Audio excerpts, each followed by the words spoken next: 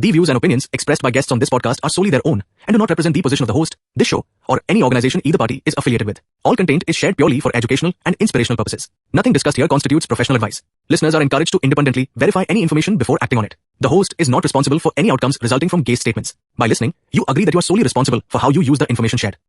Welcome to the Tech Sharmit podcast, where technology is not just news, but the roadmap to the future. This is a space where we explore the latest tech trends, AI, startups, gadgets, and the ideas that redefine the way we think. Leading this conversation is Amit Sharma, globally recognized as Tech Sharmit. A technologist from Bharat, Amit brings an Indian perspective to the global technology landscape. With deep technical expertise and strong industry insight, and for his contributions and impact within the global tech community, he has been recognized with several prestigious honors, including Google Developer Expert, Microsoft MVP, IBM Champion, and Planet Mainframe Influencer. Through this podcast, he shares practical knowledge, real-world perspectives, and globally relevant thinking designed to help you stay ahead in an ever-evolving technology landscape. Before we begin, make sure to subscribe to the Tech Sharmit channel to stay updated with future episodes. And if you're looking to level up your skills, don't forget to explore the Tech Sharmit digital course book in the description box, where you'll find thousands of free programming courses curated to help you grow as a developer. So plug in your headphones and join us as we begin today's episode of the Tech Sharmit podcast. Hello everyone, welcome back to the Tech Sharmit podcast. Today I'm joined by another very special guest, Sarabjeet Arora, who is joining us from United States and originally he is from Bharat. If I talk about Sarabjeet, then he is a senior customer solution manager at AWS with extensive experience across enterprise transformation, SaaS growth, cloud strategy, customer success and FinOps. So in today's episode, we will talk about SaaS growth, customer retention, cloud. Also, we will talk about the cloud. But before we talk about all these things, I would like to thank first of all Sarabjeet for joining us today in this episode. And now I request you to please initiate the discussion by telling us a bit about yourself. Thanks, Amit, for inviting me for your Tech Summit show. I'm Sarabjeet Singh Arora. At AWS, I serve as Senior Manager, Customer Solutions, and Business Domain Leader for SaaS and Agentic Apps Technical Field Community.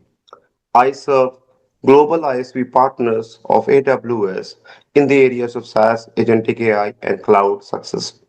Over 20 years, I have played three roles consistently: builder, enabler, and leader. Early in my career at Capgemini, I scale transformation program for Fortune 500 customers worldwide. At AWS, I am supporting ISV partners for their revenue and their business success through cloud. While I'm also an active voice on LinkedIn, I love posting about SaaS, agentic AI, and customer success, and happy to chat with you, Amit, on some of those topics today. Yeah, sure. Thanks for the introduction, Sarabjeet. And yes, it's quite fact that you have contributed a lot in different roles in this IT sector. And even your career also spans from SAP, enterprise transformation, and cloud with AWS as well.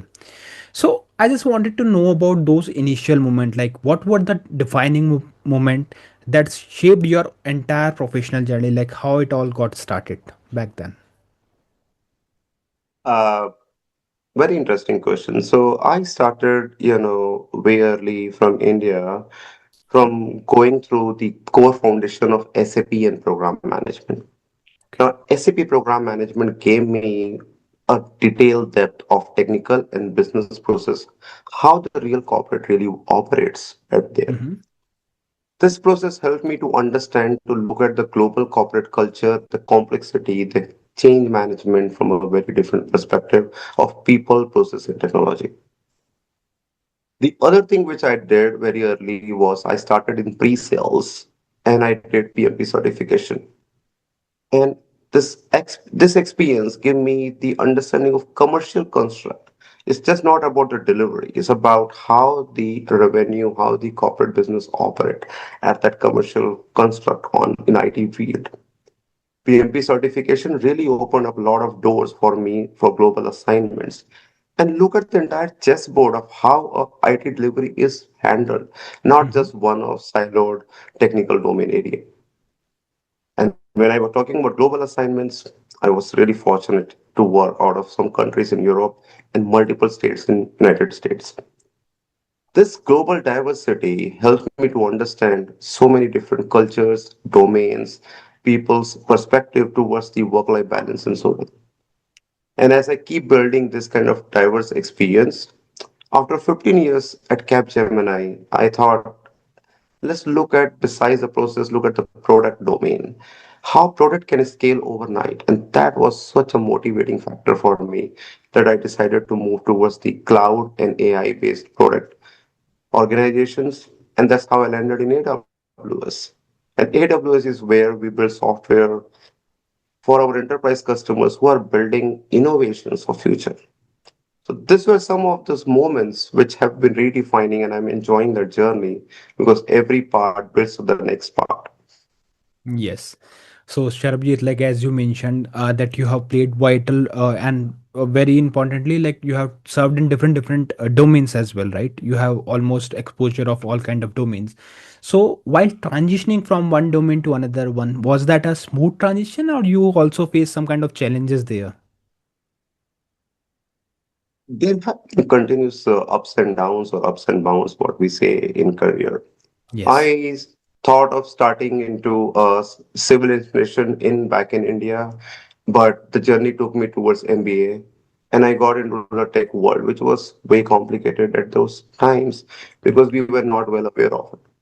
I just went through the journey the way destiny and my hard work took me. And in those journeys, as we are moving from India to different countries, you are transitioning through multiple, work cultures, different organizations, working Yes. styles, and so on. And every adoption, you are also having, challenges with terms of your work, time zones, different kind of people who have different working styles. And IT is complex. When you're Correct. dealing with businesses which can, which can be impacted by millions overnight with one small wrong code, you're really owning an accountability for much bigger than sometimes your own capabilities where you start with. Yes, right. So, Shrabjit, like while doing some research about your profile, I found one very interesting fact that in some of your posts also you mentioned that you believe that 80% of companies struggle to scale the profitability. So, from your perspective, like why do you believe that it really happened when we are talking about companies? They are struggling. Almost 80% of companies are struggling to scale the profitably. So, what's the issue? What do you think? Like, what are the common pitfalls for them? Most companies confuse that if they are scaling, they are growing. Mm-hmm. Revenue may go up, but headcounts may double up. But that does not necessarily mean that you are growing with a strong foundation. Okay. Now, some of the typical root cause which I've seen working with many organizations here, for say, unit economics. Many companies look at unit economics very late in the game, Mm-hmm. looking at CAC, LTV, gross margin. This should not become the matter of future, or we will see it later. No, it Right. has to be looked into from the start. Correct. Second is the operational infrastructure. Now, as you are scaling, you really want your systems, your policies, your operating procedures already lined up to handle that scale. You just cannot be struggling as you grow up and your customer base increases. Hmm. Third is the culture. Well, if you see, a small company start with solid 20 to 50 members, but as they scale to 200 to 500 people, the culture starts breaking because not everybody adopt the similar mindset, the similar customer obsession. Right. Now, when I was at Capgemini, global organizations, especially in the SAP program management world, they were struggling on change management. You Hmm. invest on expensive applications, best of the best tools in the world, but until the people adopt a solution, you're really not going to get the benefit out of it. And I would also say sometimes ecosystem and partnership, we as organizations sometimes give an afterthought to an ecosystem is nice to have, not from the start. Hmm. Well, looking at all these challenges, over the time, I developed a framework which I called as projectile. Now, Okay. projectile is the 10-dimension model which really measures how an organization is growing, keeping all the foundation intact and strong for a profitable growth. And if some companies may focus on one or two dimensions, Mm-hmm. but they miss out on certain dimensions, and that's where gap in one start creating frictions in others. Okay. Okay. So I think, as an expert, you are the right person to answer on this thing. That what are the warning signs, like when we are talking about the organization? So what are the warning signs that really indicate that yes, company is growing fastly but without the right foundation? So how can a leader identify whether companies like evolving with the proper foundation or not? So what are those signs? When the companies grows, everybody feels amazing, successful Yeah. about it, but it takes 6 to 12 months when you start seeing certain problems coming up Correct. on the surface. Now, I will share some thoughts here. Right? As the company grows, sometimes you will see founders are still in each and every decisions. They Mm-hmm. literally do not create the decision-making hierarchy drill down at the bottom level. They do not become a leadership. It becomes a bottleneck at times when the decision-making is not given to the cascading middle management. And Yeah. that's where the agility suffers. Second, I see sales and product fitment. Salespeople sometimes they make a lot of promises to the customers which product teams have never built for. And Correct. after a few months, the customers start seeing, dissatisfaction, they churn, and really they see the pitch which was made to them is not true on the product. Correct. And this happens with many high growth ISVs as well. You will see that revenues are growing, and when everybody is focused on top line, your gross margin, your net margin is shrinking.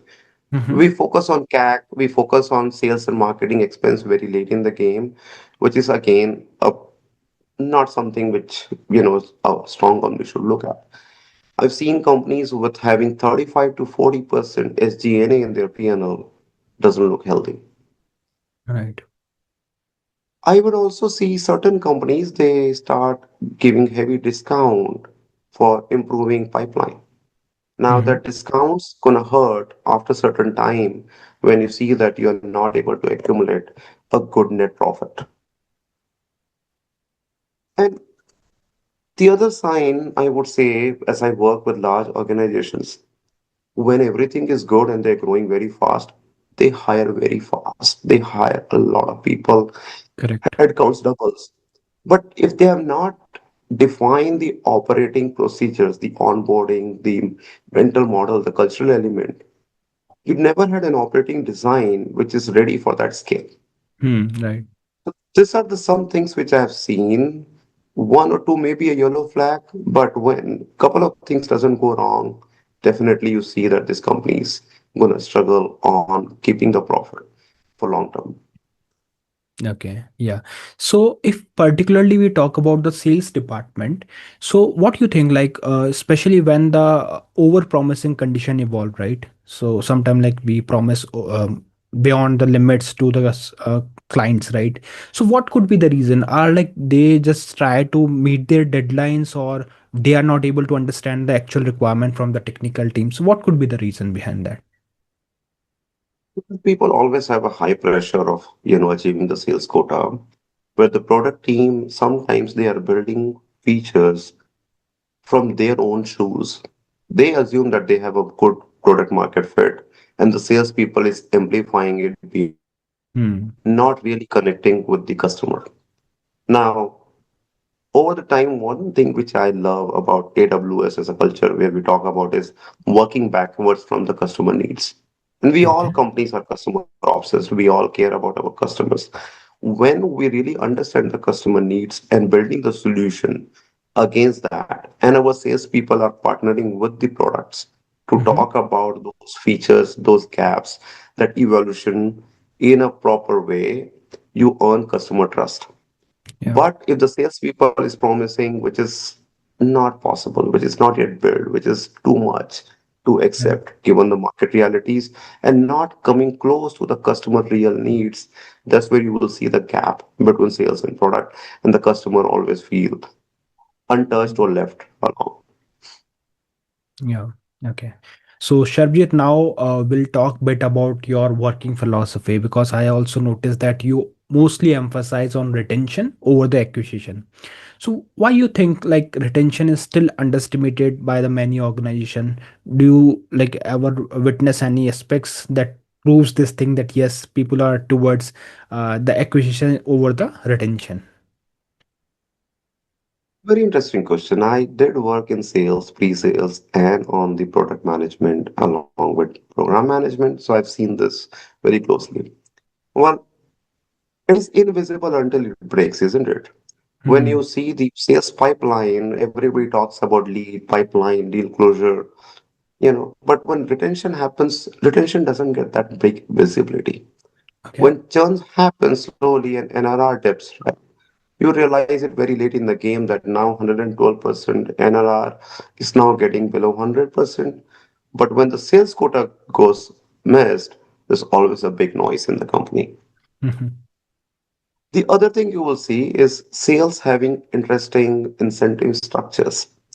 Most companies going to reward very high to their salespeople when they are building new eras, new logos under their umbrella. Right. When, on the other side, the customer success teams may be understaffed or they may be undercompensated for such kind of a retention. Really, you need to pay for retention as well, and behavior follows incentives. Right. You will not see a amazing party thrown out when you say, hey, this customer has renewed the contract. It's not really a champagne moment, isn't it? Now, if Correct. you see, when you get a new logo, there's always a big noise, there's a big victory. The CEOs and all the CX love it.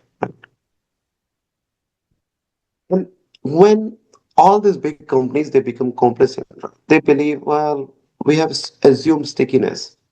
All these large companies or customers, they're going to stick with us because switching cost is expensive. We have Hmm. deep integrations, they will not be able to move that quickly. But unfortunately, in the cloud world, you will see that switching to different products is relatively not that difficult as used to be before. Yeah. So yeah, these are the some reasons I see that retention is always underestimated. We really need to acknowledge the effort of customer success team and the retention effort as well, as much as we appreciate the new sales. Yeah, definitely, like these things should be appreciated. Even like it's a kind of human psychology because for example, like we talk about any certification, any kind of recognition from industry. So once like for the very first time, like when they are rewarded with such title, they appreciate it, they post it over LinkedIn. But the same thing, like when it is renewed multiple years, they slightly drop it down from the LinkedIn post also. I think same thing is here in the organization also. So it's a kind of human psyche that sometimes people, but yeah, definitely it should be appreciated because it's not that easy to earn whether that certificate or to retain your business. So these things should be appreciated and acknowledged by everyone. Okay, Yes. so now we'll talk about another parameter that is a cloud cost because it has been like it have become the major concern of the companies. So, what could be the reasons for the organization to struggle with the cloud cost optimization? What are those drawbacks or what are the things that can be improved here? I've seen this pretty is a pretty common issue, right? And coming from the enterprise worlds where we used to have our own data centers and large on-premise applications to the cloud world, this Mm-hmm. problem is open. Now, very first thing I would say mental model. When in the on-premise days, we used to be capital expense. You pay once and you are forgotten for the year. You like we will see in the next annual cycle. But the same mindset, if you're going to carry in cloud, where is pay per use, right? Your usage based bills are coming every day. That mental discipline is so critical, first of all, to keep you intact, that we need to control and be aware of cloud cost from the get go. Yeah. Now, again, other thing which I've seen, many organizations try to just lift and shift without re-architecting. Companies just want to rush to the cloud to reduce their operational cost, look good Mhm. on their P&L. But when they're not re-architecting from the start and keeping it for later, they also have major provisioning. They have instances which is best of the breed, but may not be needed to be profitable enough. They are overkill at times. So that perspective is also important to understand that we build it, we architect it for success. Correct. Okay. Okay. The other challenge in Amit is tagging, right?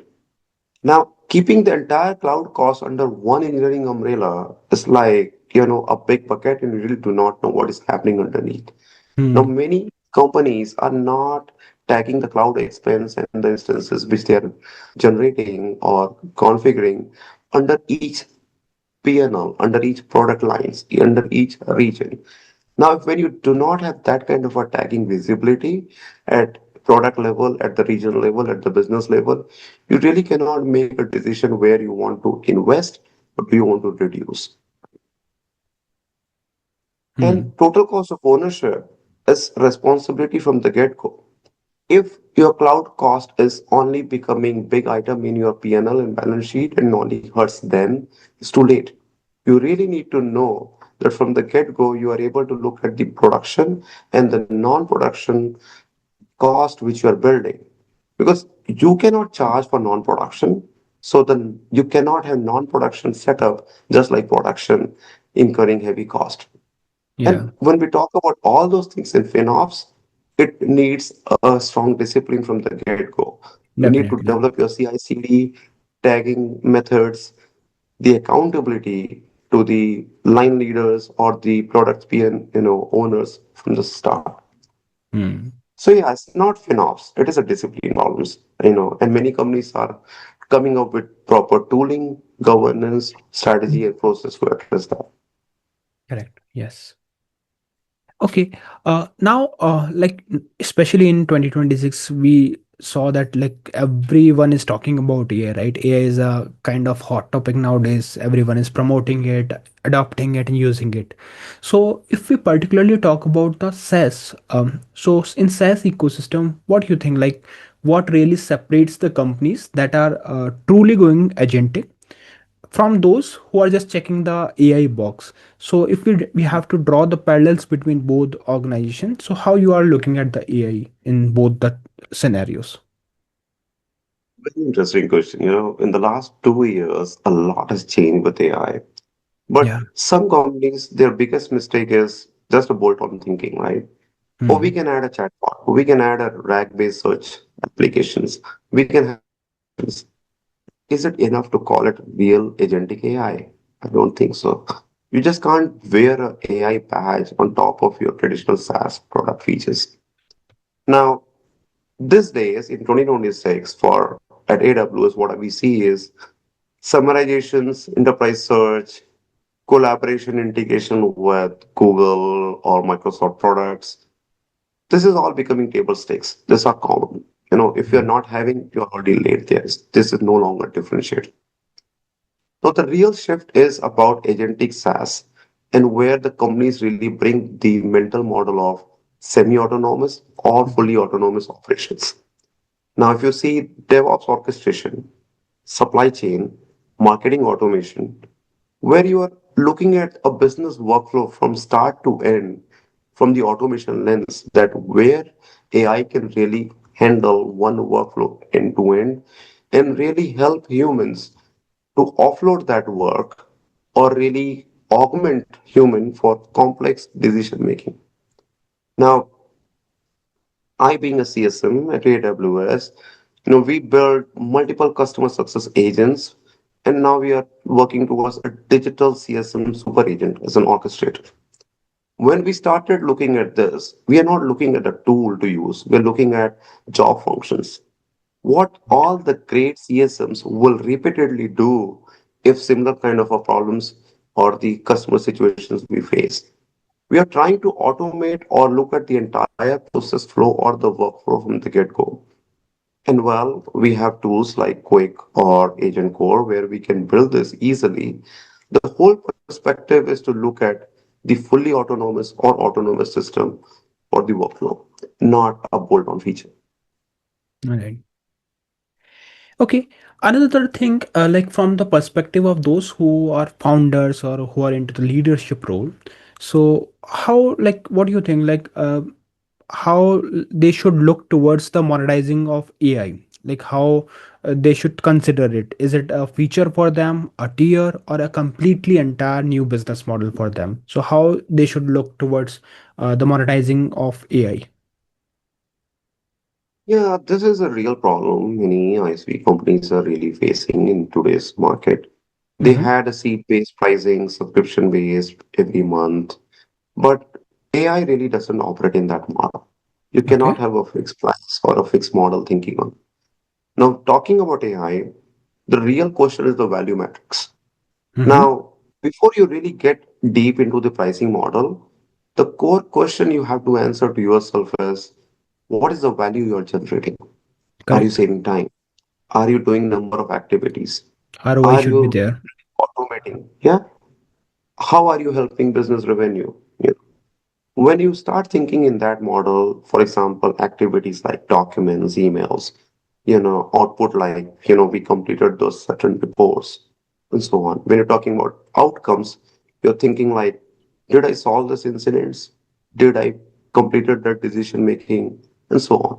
So when you start thinking value metrics, that's where you're really going to think through that the pricing model has to align to it. It could Right. be per activity, per outcome, per output, or it could be just, flat agent hours, right? And to solve this problem, at AWS, we guide our ISV customers using a framework called Compass. And this framework is all about determining the value metrics which aligns to your business offering. And Right. more so, never think that one pricing model is the best model in this agentic world. Think about like a layer cake reality. You Hmm. may have a base subscription. You are having, the old subscription-based pricing. It may be working good. You want to retain it. Fine. But as you add AI on usage-based, based on activity or output or outcome, you are putting up multiple layers, which may have a usage-based pricing or it may be fully dynamic because certain users going to be heavy users. Some may like to try each of AI features. You really want to have an augmented layer where they are motivated to try without thinking of their bills. So you really try multiple pricing models, and this is going to evolve. We Right. are in 2026 where we were never there in 2025, and so in next coming few years. So you experiment with this pricing, see which works better, how really the customer come at the same level where they see the pricing. They Hmm. want to see business outcome. You are selling per hour. That is That is not misaligned. right. Yeah. Right. Okay, so now, Shabjit, moving ahead, we'll take one kind of hypothetical question. Okay, so let's say if there is a founder, SaaS founder, with unlimited resources, unlimited manpower, and he came to you with a solid product marketer fit, but stalling growth and shrinking margins. So, what are the first three things you would suggest them to fix? How, what would be the proper roadmap for that founder, like who have unlimited resources and he wants to make everything profitable? As founders may think that my product is best fit for the market, but I would say the very first thing to look at is the margin. Hmm. And that's gross margin as well as the net margin. Now, what's the concern, right? If that has been too high, how's my CAC and LTV looks like on my P&L? Until unless I am not able to control my unit metrics, even though my product market fit may look good, the business is not sustainable. profitable. So the very first thing, go back, check your margins. Don't let it bleed. Hmm. Second, right? You need to look at the existing customer base. For Very the time important. being, keep aside your new customer aspirations. Look at Correct. your existing customer base. If you are not able to scale or have an upsell moment with those customers, there's a problem. Correct. Do you have QBRs? Do you are connecting with them pretty often? Are you able to figure out where you can upsell and cross sell? You know how they are using your products, which is most used features, which is not. If you have not set up that kind of an operating model, that's a problem because you really need to start growing your customer usage. You lean on your existing customer base before Hmm. looking at new. Now, once you have a profitable business with the existing customers, then you go towards the go to market or the GTM motion because your margin is secured, your existing customer operating model is secured. Now you look towards the new customers, new users. And when you're talking about new users, I see ICP definition. That's where some companies miss. Sometimes their sales and marketing are misaligned with the product, as we talked before, and really a positioning problem. Your product is solving a business problem. You really need to come up with close to the customer need that how your problem, your product is solving a real need, business outcome. So Right. once you fix that, you will see the new customers coming in. But Amit, when I talk about it, right, this is Hmm. all in sequence. You have to Yeah. first solve the margin problem, then you need to look at your existing customers and then the GTM.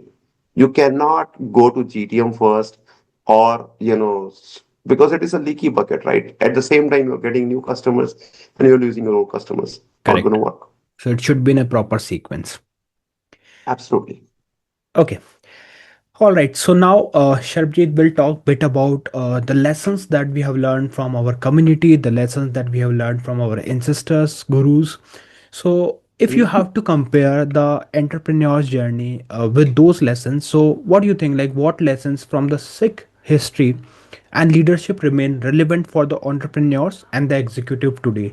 So if you have to explain it in a very simple way, so how those lessons can be helpful for those who are into entrepreneurship journey. Well, a deep question, Umit, close to my heart. Well, being a Sikh, there are strong leadership principles we learn from Sikhism. The very first I would say is one shako, which is distribute and share. Okay. Now, Sikh he teaches that as you build prosperity, you should share it with your community, your ecosystem, your stakeholder. And that's how, even in the business, as we become profitable, we get successful, we need to have to share back our learnings, our profits with our maturity with our business stakeholders as well, because you are trying to strengthen the community. For the Correct. very existence you exist, your business exists, you are developing products and solutions for their benefits, for their success, and they are critical for your continuous success.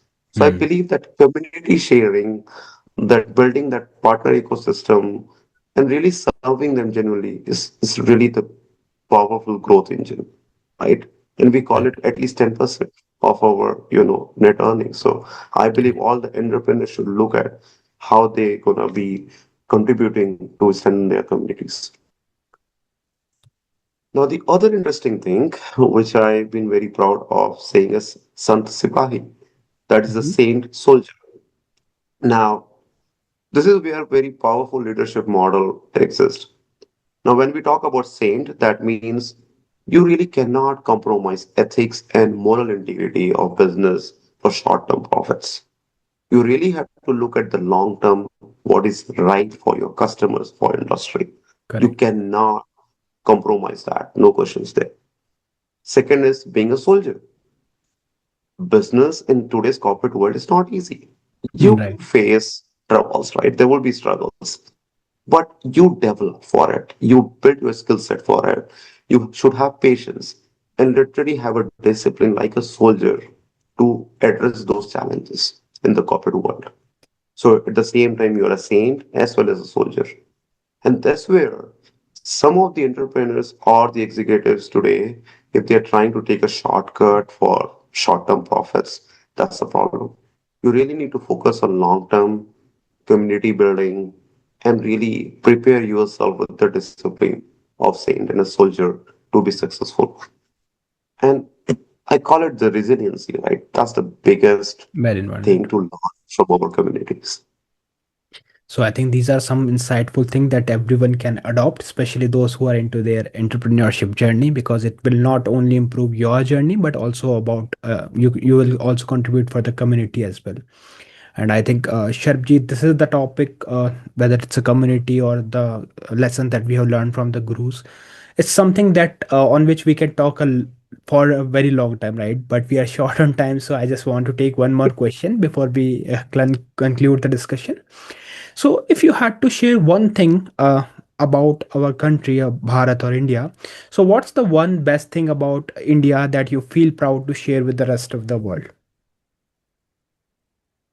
Well, there are many things about India, but you are asking me one. I will limit it to one or two. So, well, India is a place where you will see the people have extraordinary zeal to be successful.